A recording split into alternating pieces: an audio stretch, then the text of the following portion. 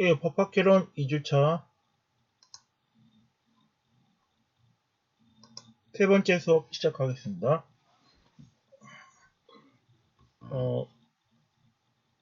광고에 있어서 과대 광고의 경우 법으로 금지하고 있는데요. 특히 의료 광고에 있어서 소비자를 현혹하는 의료 광고를 금지하는 것이 그 규정에 대해 위헌인가 라는 심판이 제기되었습니다. 보시면요.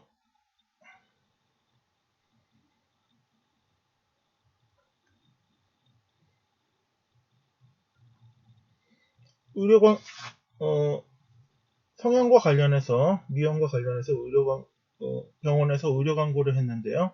이것이 이제 과대 광고에 해당하여 의료법 56조 2항에 위배된다는 이유로 소가 제기되었습니다. 이에 대해 광고를 한 의료인 측에서는 광고를 통한 직업 수행의 자유와 표현의 자유를 침해한다는 이유로 헌법 소원을 제기하게 되었습니다. 이에 헌법재판소는 소비자를 현혹할 우려가 있는 내용의 광고는 진실성, 객관성을 떠나서 소비자의 선택, 합리적 선택을 방해할 염려가 있기 때문에 특히 의료 광고의 경우 그 내용이 객관적이고 진실해야 함에도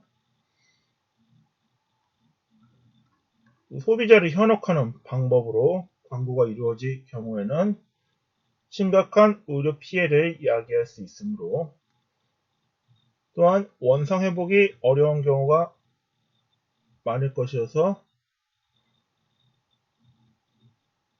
이러한 의료인의 과대 광고에 대해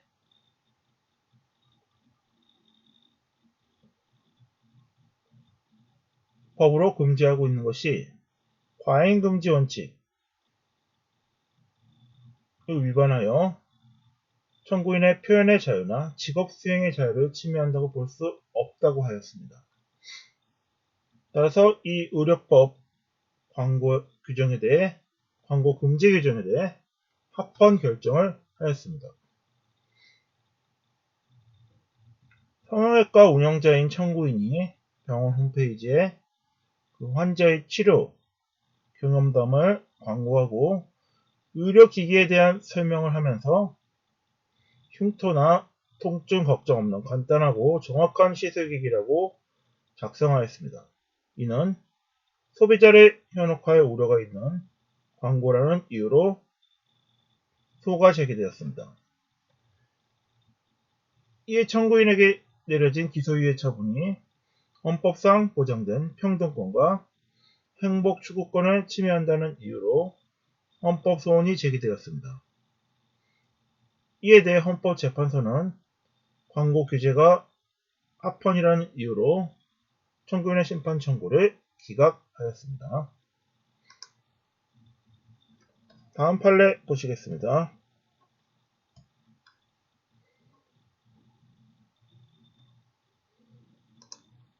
선거구 획정과 관련된 판결인데요.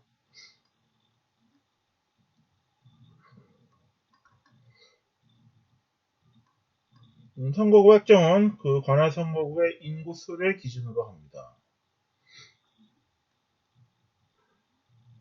현재 우리나라는 선거구를 획정할 때 인구 비례를 3대1로 해서 선거구 간의 인구 편차를 3대1이 넘지 않도록 범위 내에서 이루어지도록 하고 있습니다.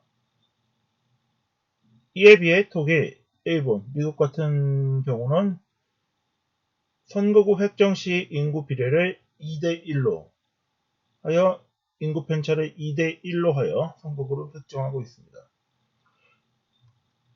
인구 편차가 적을수록 국회의원의 대표성이 지역 의원의 대표성이 더 보장된다고 할 것입니다. 편차가 적으니까요. 차이가 적으니까. 예를 들어서 서울 강남 갑구의 경우 선거권자가 30만 6천 명이고요. 경북 영천의 경우 10만 3천 명입니다.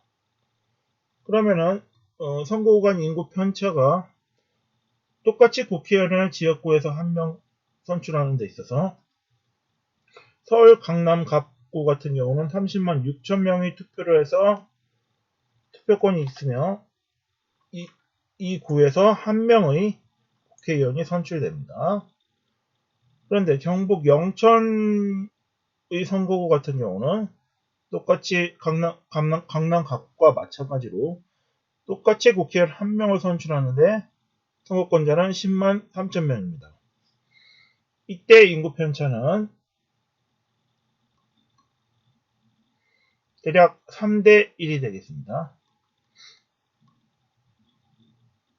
대전 충청권 인구수보다 광주 호남권이 훨씬 적다고 할 것입니다. 대전 충청의 국회의원 25석을 비교해 봤을 때 총 선거권자는 526만 8천 명이 되겠고요. 광주 호남권 같은 경우는 국회의원 30명을 선출하는 데 있어서 선거권자가 525만 명이 되겠습니다. 인구수는 대전이 충청이 더 많은 데 비해 국회의원 의석은 광주 호남권이 5석이 더 많은 걸 볼 수 있겠습니다. 사람이 적은 곳에 국회의원이 더 많게 되는 그런 문제가 생기고 있죠.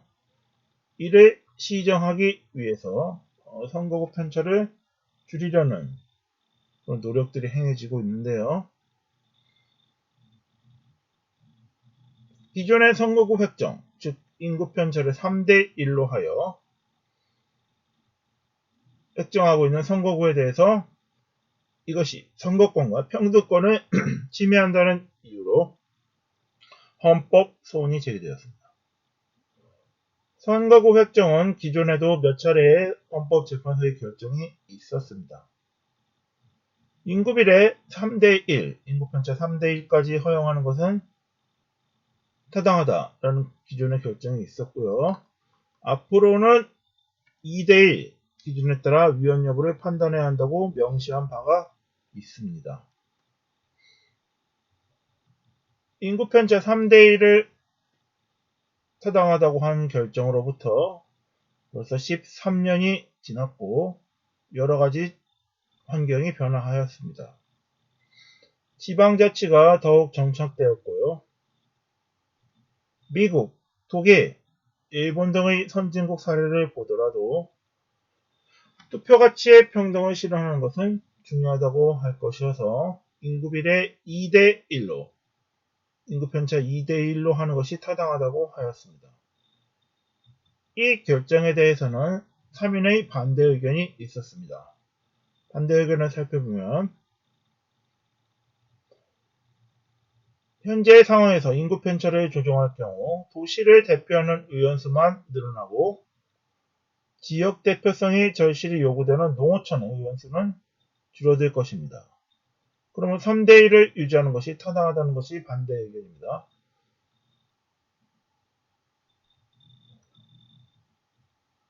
국회의원 지역선거구 구역표 현재 3대 1로 되어 있는 인구편차 3대 1로 되어 있는 구역표에 대해서 위헌 결정을 해야겠으나 단순 위헌 결정을 할 경우는 법적 공백이 생길 우려가 있으므로 기한을 정하여 잠정적으로 적용하는 헌법 불합치 결정을 하였습니다. 이 결정에서 위헌이 6인으로 위헌 정족수를 충족하였고 잠정 적용 헌법 불합치 결정이 판시되었습니다.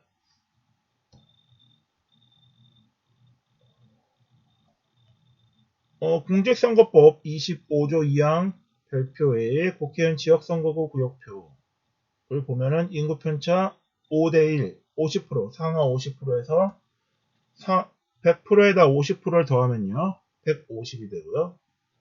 100%에서 50을 빼면 50%가 됩니다. 그래서 150대 50 하면은 3대 1이 되겠습니다. 인구비례 3대 1을 허용함으로써 인구편차 3대 1을 기준으로 하고 있는 조항에 대해 선거권과 평등권을 침해된다는 헌법 소원이 제기되었습니다. 이에 헌법재판소는 투표가치의 평등을 비롯해서 미국, 독일, 일본 등의 판례와 입법 예를 고려해 보았을 때 인구 표차 33.3%, 즉 2대1로 변경한 것이 타당하다라는 위헌 결정을 하였고, 단순 위헌 결정을 할 경우 법적 공백으로 인해 혼란이 생길 우려가 있다는 점에서 2015년 12월 31일까지 개정하도록 하는 잠정 적용 헌법 불합치 결정을 하였습니다.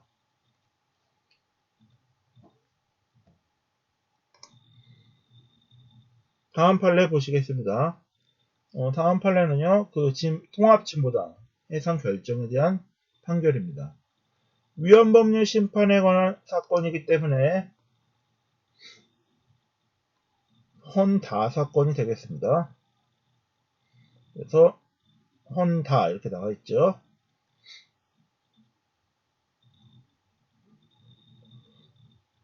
통합진보당에 대해서 위헌정당 해산 청하는 청구가 제기되었습니다. 이석기 의원을 중심으로 이루어진 내란 음모 사건과 관련하여 이는 정당 차원의 활동이며 조직적이고 계획적인 폭력 활동, 사회주의 실현 추구 등 여러 가지 정황을 보았을 때 정당의 목적이나 활동이 민주적 기본 질서에 위배되므로 정부는 헌법재판소의 위헌정당 해산을 정부가 헌법재판소에 위헌정당 해산 심판 제청을 할 수 있다 라고 해서 헌법 제8조 4항에 근거하여 위헌정당 해산 심판이 제기되었습니다. 이에 대해 헌법재판소에서 수십 차례의 변론과 평의를 거쳐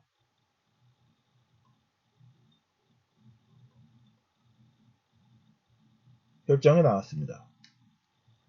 헌법재판소 결정을 살펴보면요, 통합진보당이 북한식 사회주의를 실현한다는 목적을 숨기고 내란을 논의하는 회합을 개최하는 등의 활동을 한 것은 헌법상 민주적 기본 질서에 위배되고, 이러한 위험성을 제기하기 위해 위헌 정당 해산 외에는 다른 방법이 없으며 이러한 결정이 비례의 원칙에도 반하지 않고 정당의 해산을 통하여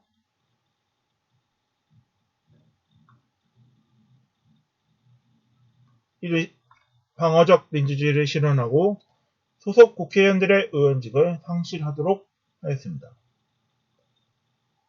이러한 다수 의견에 대해서는 반대 의견이 있었는데요. 살펴보면은 정당에서는 요건이 엄격하게 해석되고 적용돼야 합니다. 통합진보당에 대해서는 이러한 것과 관련한 증거가 없으며 통합진보당의 목적이 민주적 기본 질서에 위배되지 않고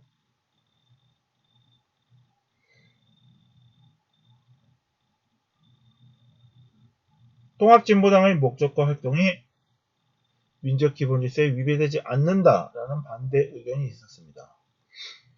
헌법재판소의 최종 의견은요, 재판관 8인의 찬성 의견, 1인의 반대 의견으로 통합진보당은 해산을 명하고 소속 국회의원의 의원직을 상실한다는 결정을 하였습니다. 청구인은 법무부 장관이었고요. 피청구인은 통합진보당이 되겠습니다. 이 통합진보당의 목적과 활동이 민주적 기본 질서에 위배된다고 하면서 정부를 대표해서 법무부 장관이 위헌법률 재판 신청을 헌법재판소에 하였습니다. 이에 헌법재판소는 인용 8, 기각 1의 의견으로 통합진보당의 해산을 명하고 소속 국회의원의 의원직을 상실하는 내용의 선고를 하였습니다. 네, 다음 판례 보시겠습니다.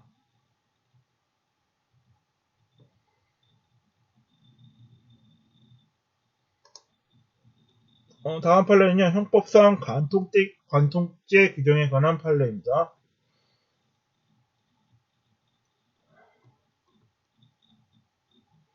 유부남이 법률상 혼인하고 있던 갑남과 을려는 불륜을 저질렀고요.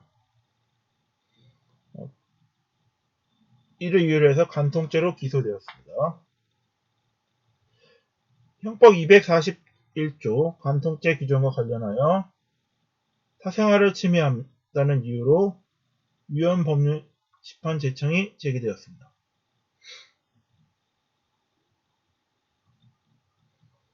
그러나 법원에 제청한 위헌법률 심판 제청 신청이 기각되자 헌법소원심판을 청구하였습니다. 이에 대해 헌법재판소는 간통행위에 대한 국민의 의식이 많이 변하였고 간통죄 처벌의 부작용에 비추어 볼 때 국민의 성적 자기결정과 사생활의 비밀과 자유에 대한 제한이 지나치게 크다 할 것이어서 사실상 혼인관계의 파탄에도 불구하고 도덕적 비난에만 치우쳐 간통행위를 처벌하는 것은 타당하지 않다고 하였습니다. 또한 간통죄와 관련한 사전에 용서해준다는 종용, 사후에 간통을 용서해준다는 유서의 개념이 불명확하고 간통죄의 처벌에 있어서 징역형만으로만 규정되어 있어서 위헌이라고 판시하였습니다. 이에 대해서는 2인의 반대 의견이 있었습니다. 반대 의견을 살펴보면 간통행위에 대한 사회적 의식이 변화했다고 보기 어렵고 간통은 혼인제도와 가정생활을 파괴하므로 징역형으로 처벌하는 것이 타당하다 라고 보았습니다. 재판관 7대2의 의견으로 형법 241조 간통죄에 관한 규정이 위헌 선고되었습니다.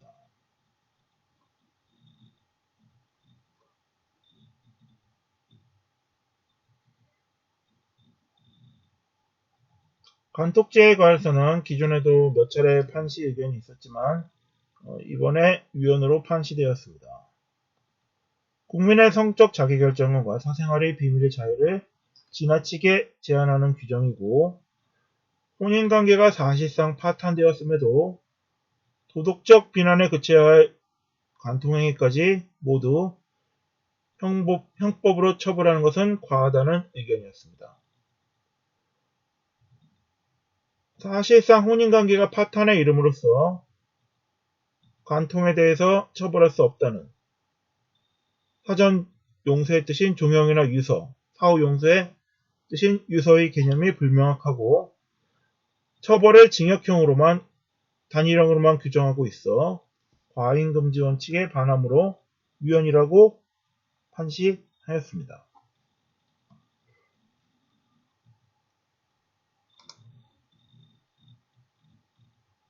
다음 판례 보시겠습니다.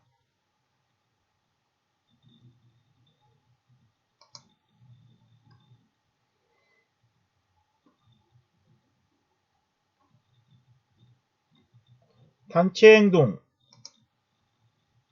근로자의 단체행동과 관련된 결정입니다. 시기는요 1980년대였고요. 회사의 노조 지부장인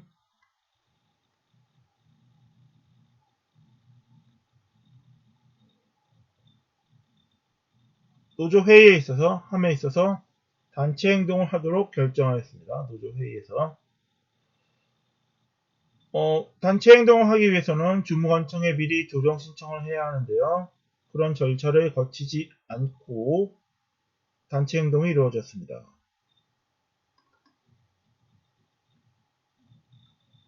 그런데 이 조정 신청 없이 이루어진 단체 행위에 대해 국가보위에 관한 특별조치법 위반이라는 이유로 노조시 부장이 기소되었습니다.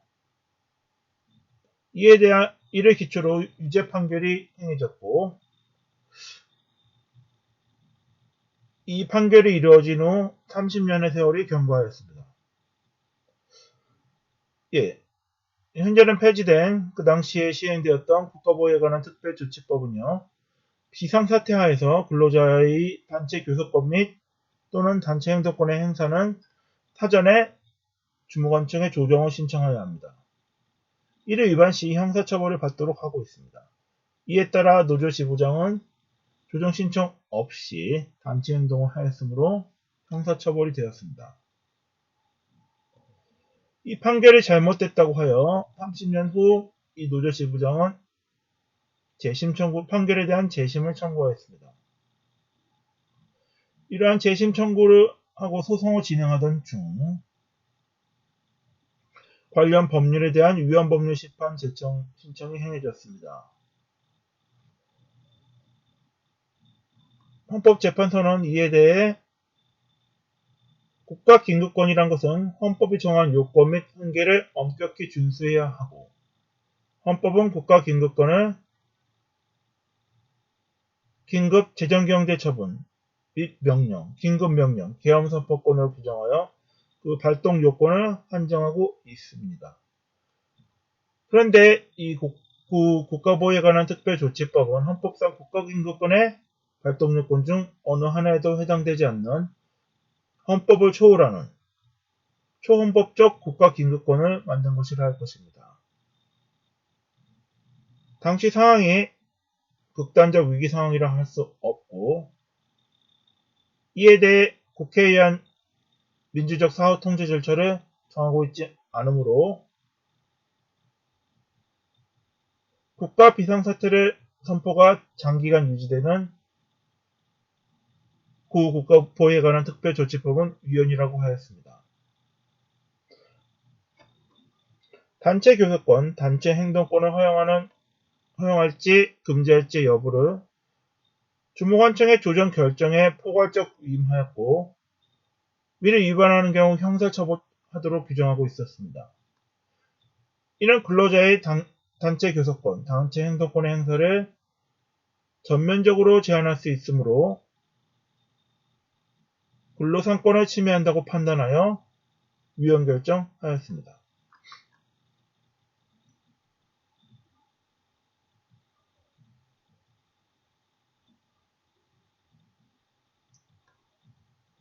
따라서 청구인의 유죄를 선고했던 기존의 판결이 잘못됐다라고 헌법재판소가 판단하였고요. 국가보호에 관한 특별조치법에 대해서도 위헌 결정을 하였습니다. 이번 시간은 여기까지 하겠습니다.